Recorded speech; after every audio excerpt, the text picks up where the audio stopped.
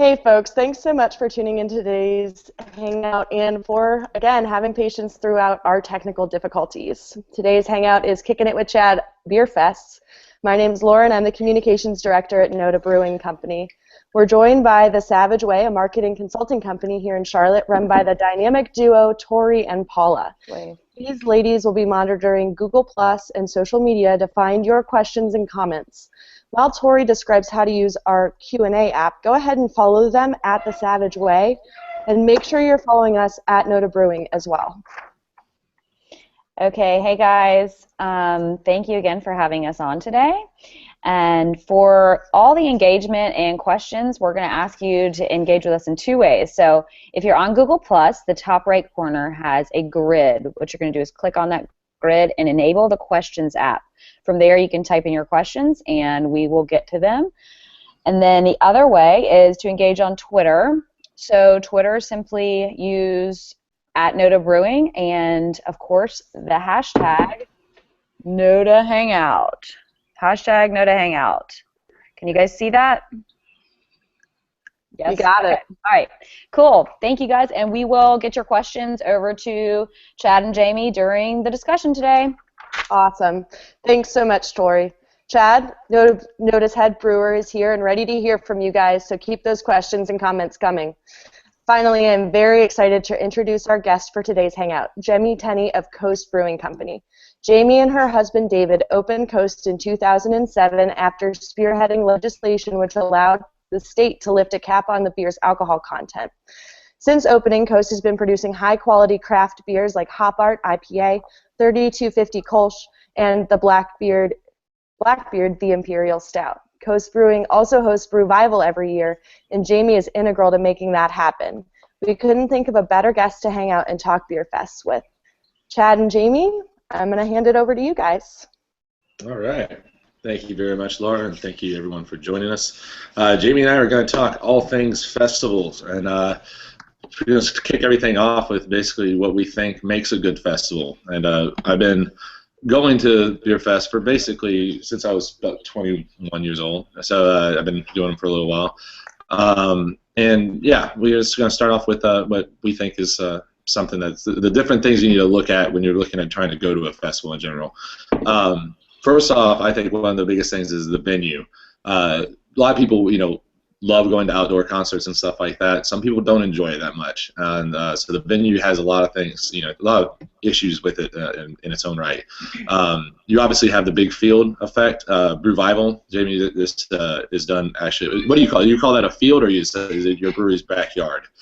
We call it a field, a very nice field along the water, but it used to be a golf course for the Navy. But we just call it a large field.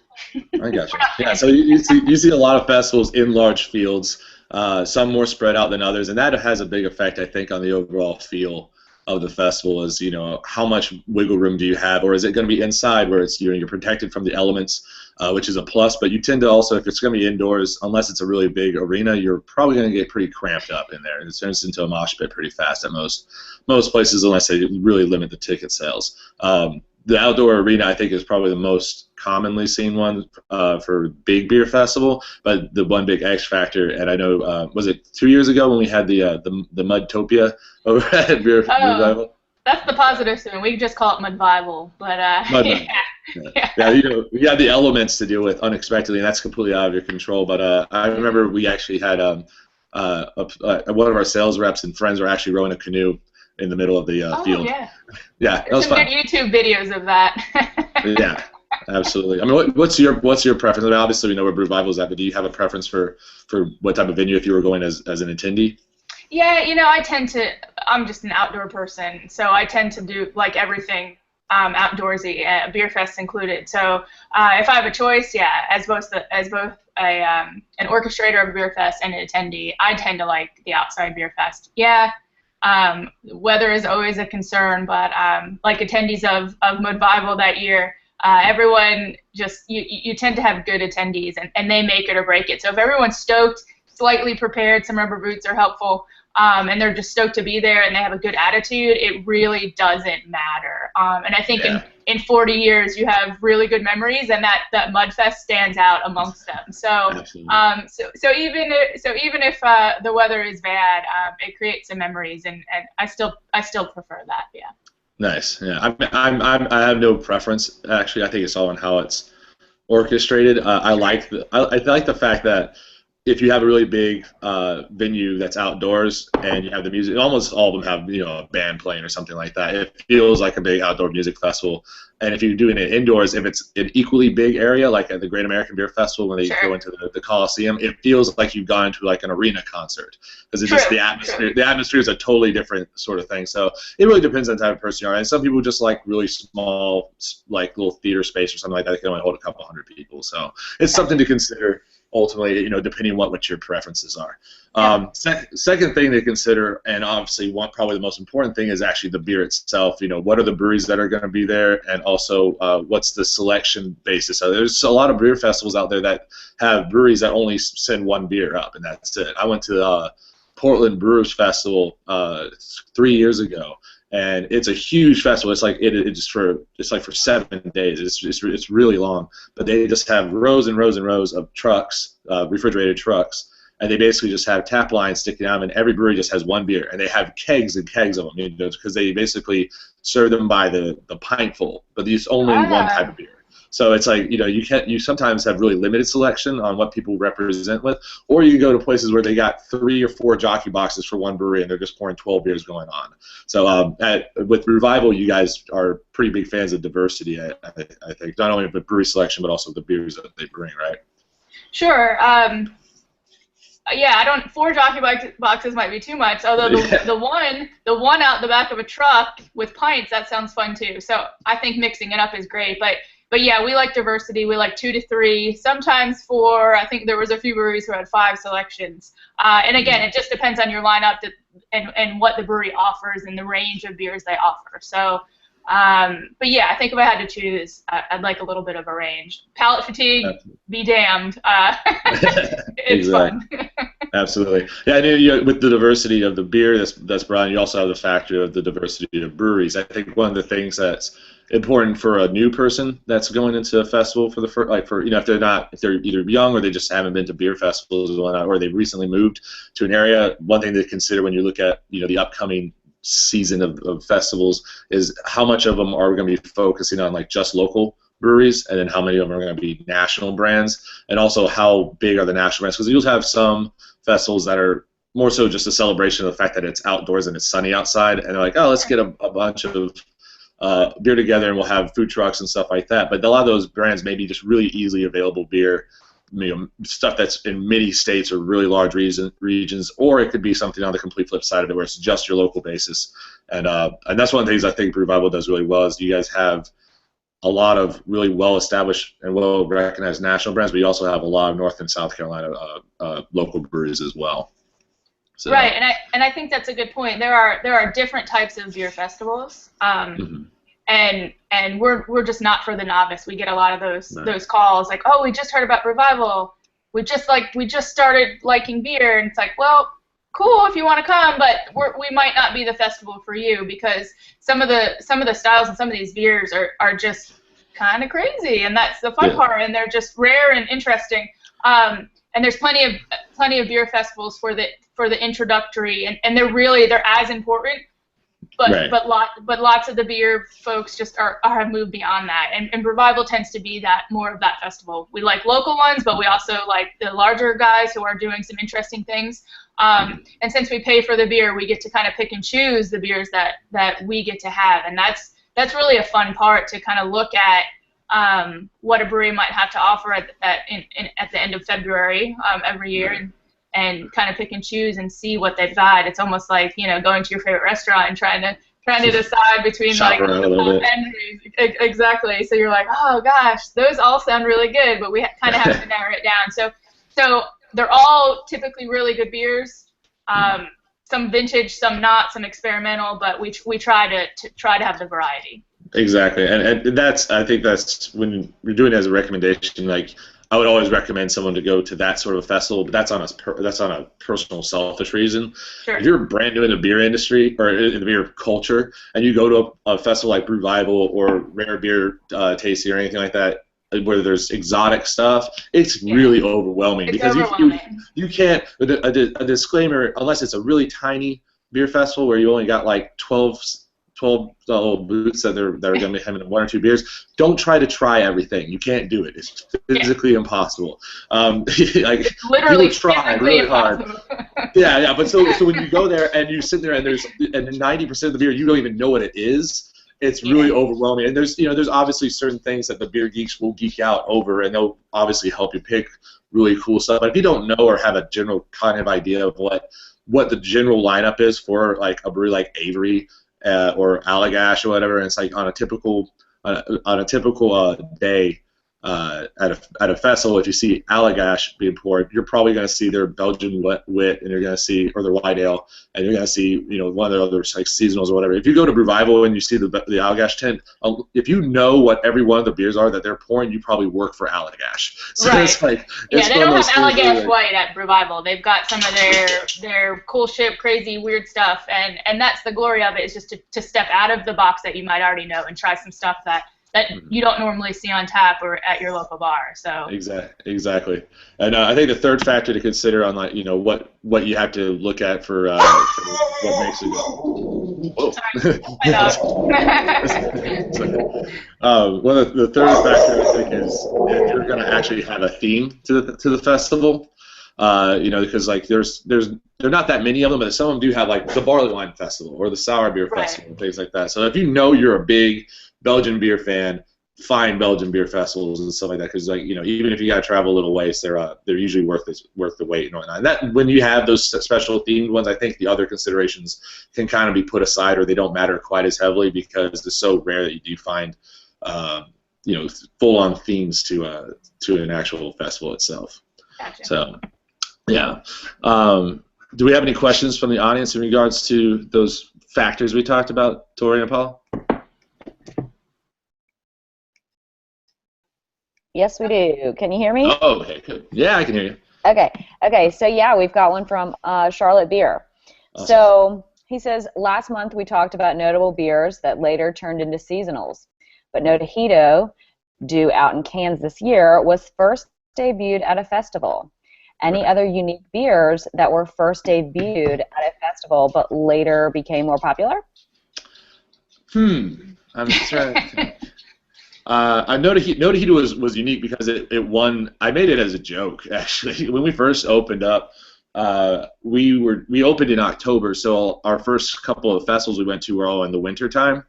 And I would make on our little pilot system, our little 15-gallon system, I would make what I called the s'more porter, which was like a graham cracker smoked chocolate porter and whatnot. And it was all like, hey, there was only a couple kegs of these in existence, come have it here or whatever. And then when we started getting to summertime, I was like, I don't think people are going to be quite as psyched about having a smoky graham cracker chocolate porter in the middle of like 100-degree weather. And then Bart, actually, one of our coworkers, he was like, his fiance at the time, his wife now, said that we should make a mojito beer. And he just laughed it off, and I was like, that's it. We should do a Belgian wit beer with mint and lime in it because it's hotter and blah, blah, blah, and it'd be kind of a joke or whatever for the heat. And it ended up winning the Drinker's Choice at the Gastonia Grizzlies Beer Festival, so we ended up putting it as a bigger beer. I can't remember off the top of my head if we personally had any other ones that debuted as a especially one-off that was just for a festival that became a bigger batch. I know I've returned beers as notables. They didn't go on production batch, but the one was also one of my favorite names of any of the beers ever. I debuted at the Rural Hill Brewers and Music Festival right before we started up. I poured a beer called Thanks for the Memories, which was a Imperial IPA with lactose sugar. And it had its fan following, and then I turned around and did it as a notable for a breast cancer awareness event that we did. So that did come back about 2 years after it was debuted. Jamie, do you have any ones that are like that? Gosh, not that I can think of, and especially for Brewvival, I don't even go to my table because I'm so busy kind of on the front end. We always do some cask stuff.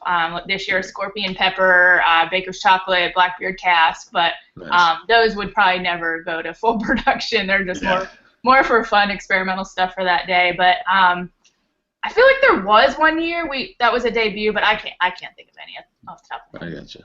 Yeah, it's not easy to scale up like little random inspiration stuffs, but mostly because of legitimacies. I can tell you right now, I love drinking No Tajito. I absolutely hate making that beer. Making the mint tea for it is ridiculous. You have to like pull out body bag size tea bags. They just weigh so much after we steep them and stuff like that. It's a difficult one to make. Just pulling all that mint to stuff into a bag is hard to do. Any other questions, Paul and Toy? Yeah, so let's see. Can you tell us about some beer festivals that would be great for novice beer drinkers?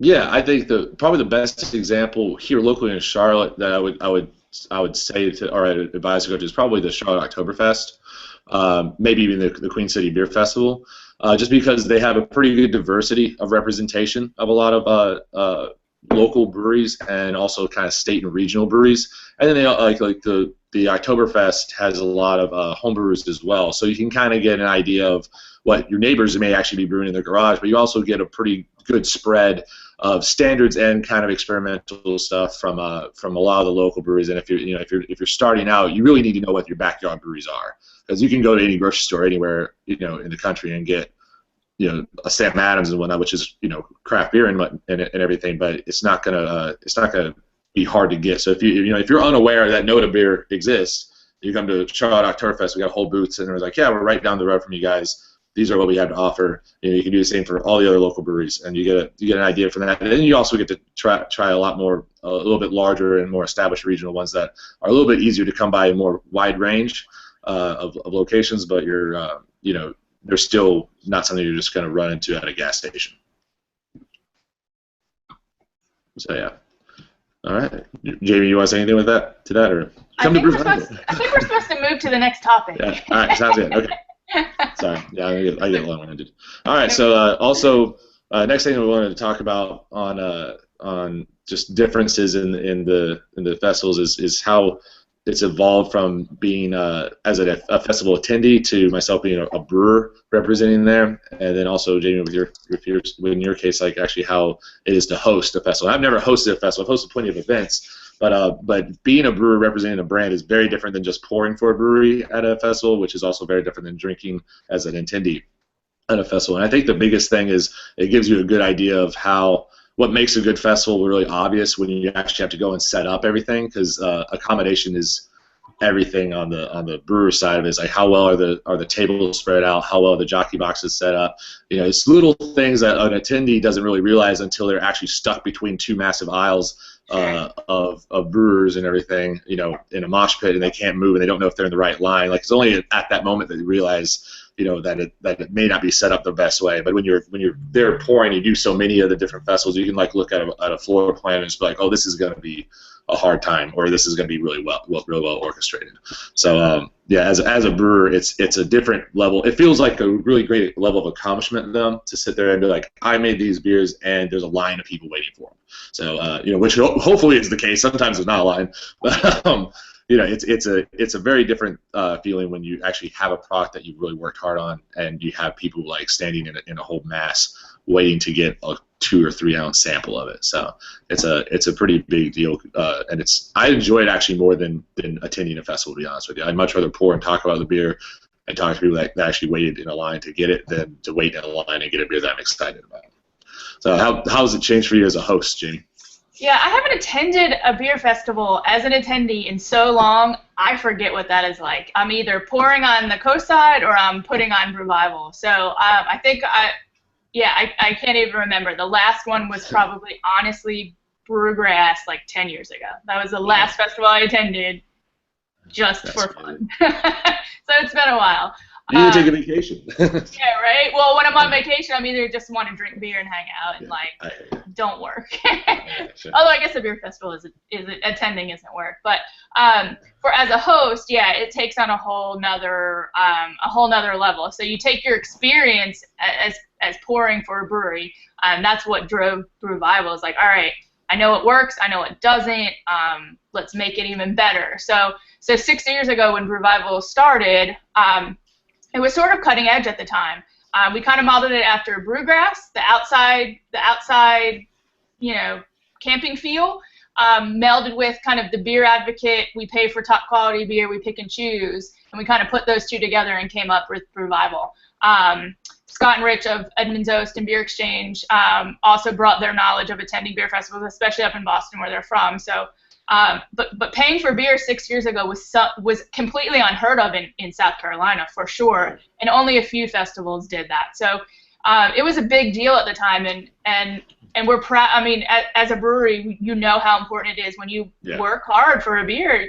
I'm sorry, you should be paid for it. I don't see what the big deal is about that. So that was our number one thing. We're going to pay for the beer. We want to make it enjoyable for breweries, because even if it's fun for you, it's still work. You're still out there 3 hours before it started. You're out there 3 hours after, breaking it down. It's a ton of work. So we wanted to make sure it was fun for the breweries to attend as well as for the attendees. So it was all those factors and came together, and that's what Brewvival came to be. Yeah, and the good point you put out too is that the paying for the beer part, as a brewery, we've been trying to make it a new standard. It's just this industry in general is assumed that you just give everything away. Like every little thing that you do, every little knickknack that you have, it's like, oh, just give it away. It's a great promotion for you. It's like we can't keep up with the people who know that we exist already. It's like, I understand you think there's a promotion value to it, and there is, but also there's a value to the product itself. And you expect the band to get paid to play. You expect the people that vend the food to usually get paid and things of that nature. It's like paying for the beer allows you to have the top quality beer, and that's right. And I know you guys as well as us. We donate directly to nonprofits who are doing fundraisers all the time. And to me, a beer festival is different than that, unless I'm specifically raising money for something. But Brewvival is just supposed to be a good time for everybody. So so paying for the beer is the least of the concern. Exactly. Me too. Yeah. Do we have any questions, Tori and Paula? Yes. So Edmund Medina just said, can you talk a little bit about those festivals where the beer is donated as opposed to being purchased by the festival itself and some of the challenges they present? Or is this a situation you've not encountered?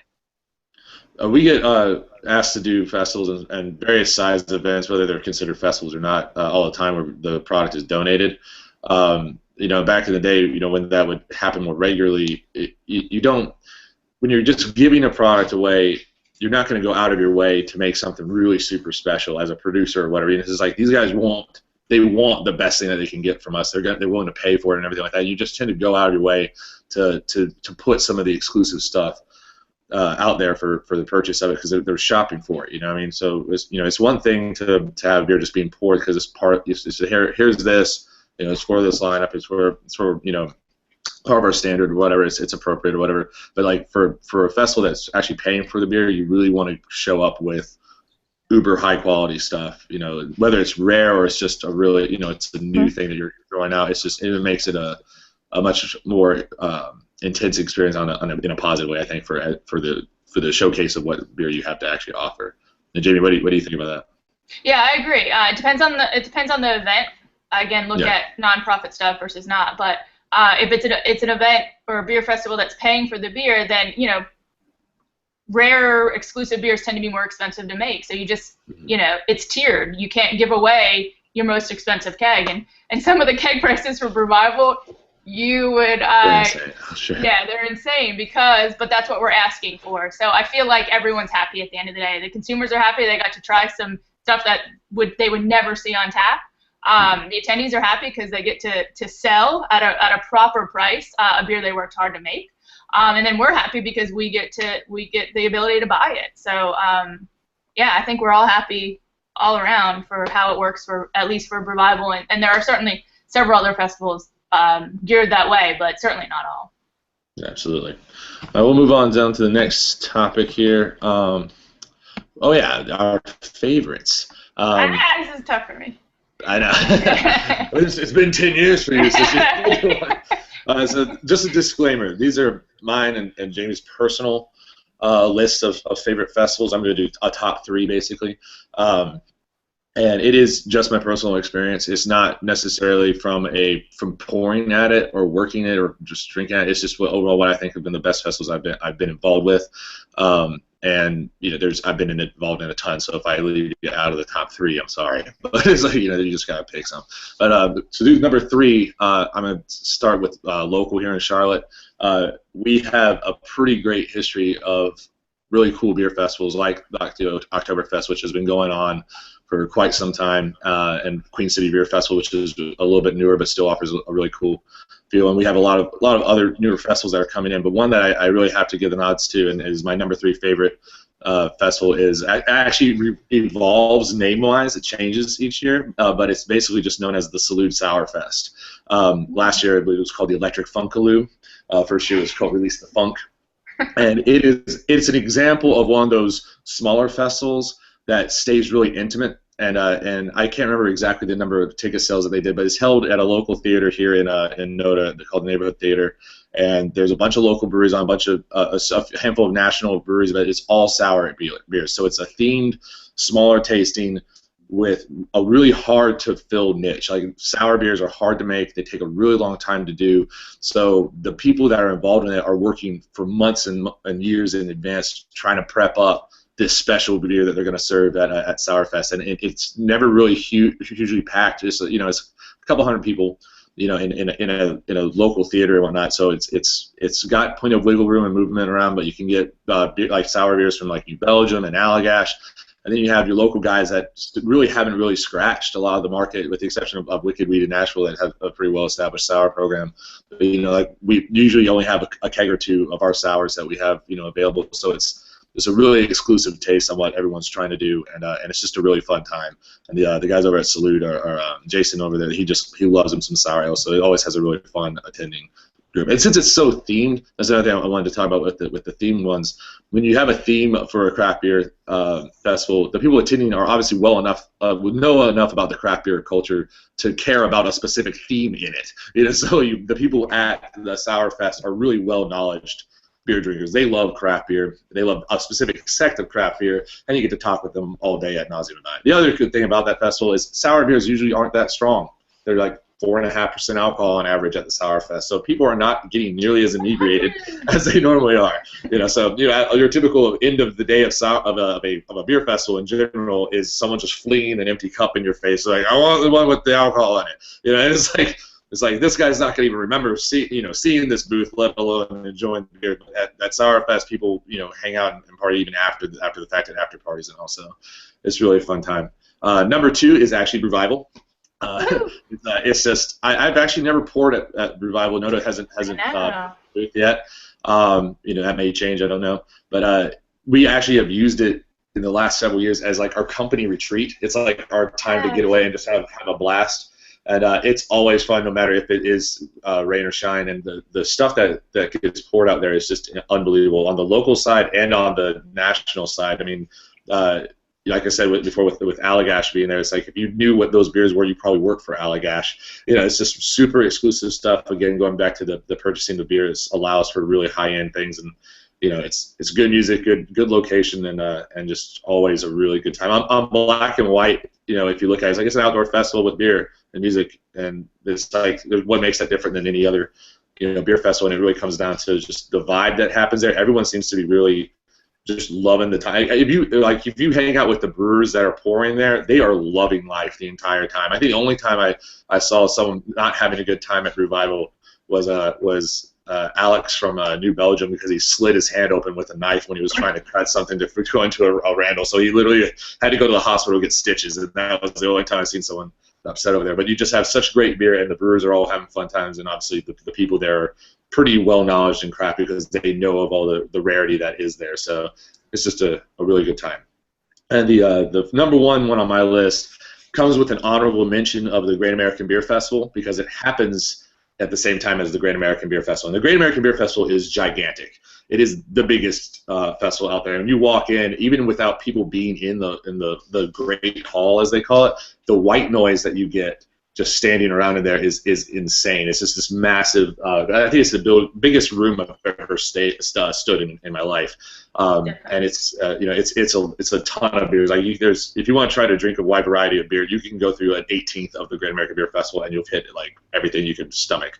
But during that time, there's also a bunch of other tastings and festivals and events, and my number one actually goes to one that I've been with since the very first year. I actually helped set it up on the actual event side with Rick Like, who's the founder of Pints for Prostates. It's the Denver Rare Beer Tasting, and you can see in the picture there. That's at the tasting itself. It's extremely exclusive stuff. The two criteria points for you to be involved in the Denver Rare Beer Tasting is you have to have your beer represented by the highest level representative of your company. So you have owners and brewmasters of these really exclusive breweries and icons of the industries sitting there telling you about the beer, and it's got to be the rarest beer that you can actually afford to part with from your brewery. So it's a bucket list of beers for people and stuff that people have never even heard before, and the proceeds all go to Prostate Cancer Foundation. So that's really, really cool.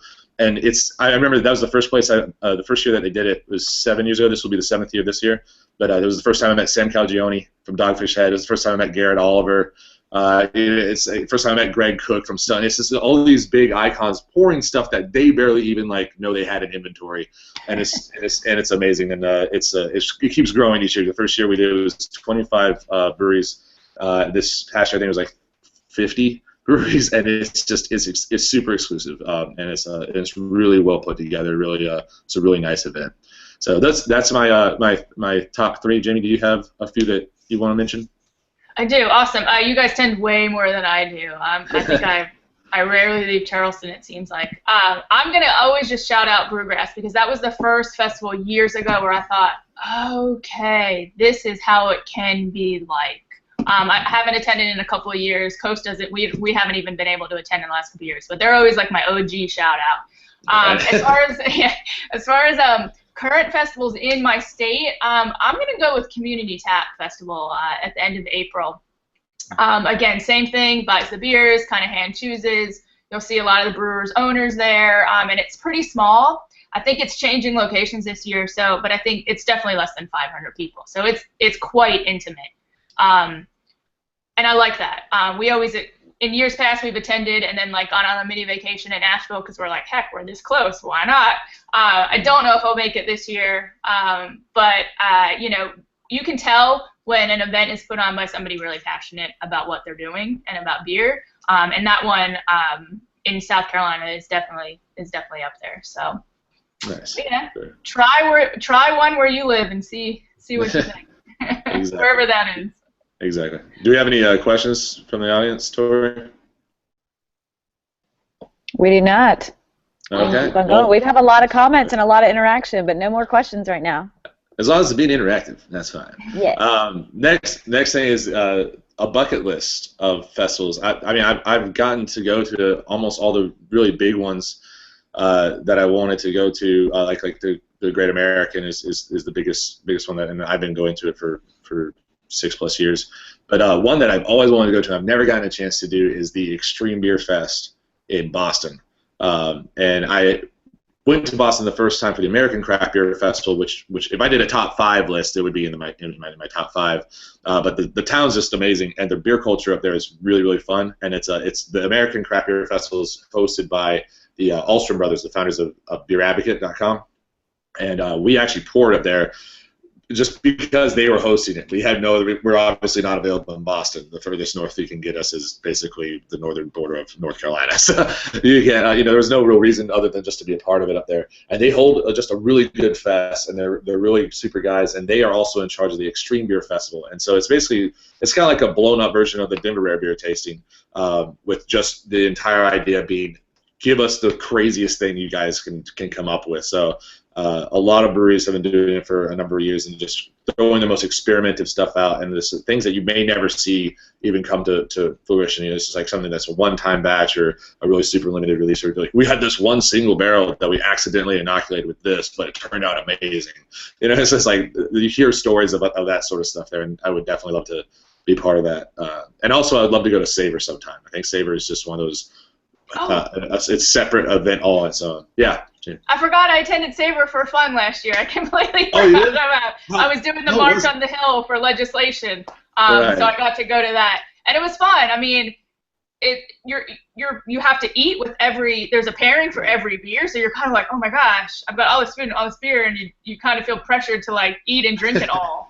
But that's kind of the point. But I did forget I got to attend that. Yeah, I like the concept of that being not only just a beer festival, but a beer and food pairing festival. Yeah. So, and you don't really see that. It's another theme, like the Sour Fest or like a Belgian Fest or anything like that. So yeah, the Extreme and Saber are definitely two I want to go on. Are there any that you particularly want to attend that you haven't attended yet? Well, I want to attend the now Rare Beer Festival with the GABF, but the last time I attended GABF was the year 2000, dating myself a little bit, and the Rare Beer Fest obviously wasn't happening at that time. So I feel like Great American Beer Festival is something you definitely attend once, maybe twice, every like 15 years, which I'm going on 15 years this year, so maybe it's time to make a recurrence. But you know, at 40 to 50,000 people, that's a lot of people, and for me, it's a little overwhelming. It's awesome. Yeah. There are breweries literally from every single state, and that's awesome, but it's so huge, and it is just like, it takes a lot out of you. So maybe every 15 years, maybe I'll go back this year. I mean, I love that festival, but at the same time, like, it definitely is its own thing. It's like, it's an all new, different event, and actually, it's gotten so big, they're expanding it next year, because they just have so many breweries into it and in the Great Hall. And they used to do the Great American Beer Festival award ceremony for their competition. They used to have it in the Great Hall, and they would section it off. And the first year I went there, they had it there, and I actually got to see the awards. They got so packed in there, they had to move the award ceremony to a whole different theater in the Coliseum. So it's a monster. It's been the biggest for years, and it keeps growing. So. Yeah. It's definitely something. Check it out. Yeah, check it out when you get a chance, but know that it's just giant. Exactly. I'd also like to check out Brawley's Black and Blue. I haven't been that, and that's just a couple hours down the road. I'd like to check that out one of these days. That's a great event, and it's always fun. That one I almost forget that it is technically kind of like a beer festival, because it feels more so like a big beer party. Right. You know, it's such a fun time, and the spirit of Michael Brawley just radiates out of that place the entire time. I'm sure he takes the cake for the whole thing. Yeah, it's a completely different situation, but it's a blast. We had a really good time this past 2 weeks. I think he had it again. So. Yeah, I know. It was on our radar. We rarely leave the brewery. That has to change. That has to change this year. I need to get out and do some more fun stuff just for fun. So. Stretch the legs a little bit. Yeah. Is there any questions, Paul and Tori? Yes. So, all right. First is more of a comment from Charlotte Beer Daniel. He says, "This is less of a question, more of a plea. Chad, if you brew the aforementioned smoked porter again, I'll gladly drink it all summer long." Nice. I know he would. The other, he does have a real question, though. It says, how often do you get asked for the lightest beer you have at a beer festival? It depends on the beer festival. At places like, when we pour at like Black and Blue, well, it's too limited, I guess, at that point before. But like, depending on how, if we were pouring at Brewvival, we probably would not get asked it frequently. JB, do you see that? Maybe all of them? I don't know. This year I can't remember, but normally we have our Kolschan just for that, because people kind of, well, I could have a water in between to rinse my mouth, but I would rather have a light beer that actually has flavor to just kind of break up the heavy, intense beer. So you'd be surprised at how much Kolsch gets drank just as kind of like the palate cleanser beer. But I think, at Brewvival, if people have a choice, they're just going to have another 10%. Graham cracker, whatever beer. Exactly. So. Yeah, I mean, at the other festivals that we go to all the time, it depends on what the situation is, and sometimes it's more of a legitimate question, because if it's really, really hot outside, and people are just dying. Like sometimes, like even though they are craft beer fans, they're not just trying to get the closest thing to water. They just want something that's refreshing, and just because they're palate fatigued and stuff like that. But the question I'm sure is mostly pertaining to like the uber novice that is regretting the fact that they came to the beer festival to begin with, and they just want the really super light one. It happens. It comes up. It's not that frequent. The problem is, it's just like anything that is negative, you tend to harp on it. It's like, I can't believe that guy just asked for the closest thing to Bud Light. And it's like that one guy out of several hundred people that came to you is going to make you mad the entire time. But it happens sometimes more frequently than others, but not really that often. The one time I've never really heard it happen actually was at the Great American Beer Festival. We've been pouring there for 3 years, and you just never hear anyone comment. But it's one of those things like unless it's done when everyone kind of leaves on the very last session of GABF because it's kind of the local night, whereas like it turns into a frat party basically, and people just go crazy and knock people's glasses out of their hands and stuff like that. But I personally I don't remember at least hearing anyone asking for the lightest thing we have at the Great American Beer Festival. I'm never offended. Just as long as they're genuine about it and they're just really interested in whatever it is, light, dark, in between, cool. Mm-hmm. Yeah, I don't really mind it unless they say like, what do you have that's closest to Budweiser or Bud Light? Right, I'm like, right. It's like, why are you even comparing it? Like, we're trying as hard as we can to not be anything like that. It's just, it's just people that don't know the industry, I guess. Any other questions? No. All right. Cool. All righty. Well, thank you guys very much. Please, sorry, I'm reading this thing and I missed my spot. Just reiterate the disclaimer. Yes. Take it over from there. Yeah, you're fine. So thanks. Appreciate it. Thank you, Jamie. Yeah, appreciate it. Thank you to everybody who tuned in and hung out with us today. We appreciate all of your comments, all of your questions, and hopefully there's that puppy again. I know, I'm sad that it's ending too. We'll go back through that, and we're going to do our best to post answers to any unanswered questions. We, again, appreciate that you guys stayed with us throughout all those technical difficulties, and we will see you in April already. Crazy. Have a great afternoon, folks. Yeah. Cheers.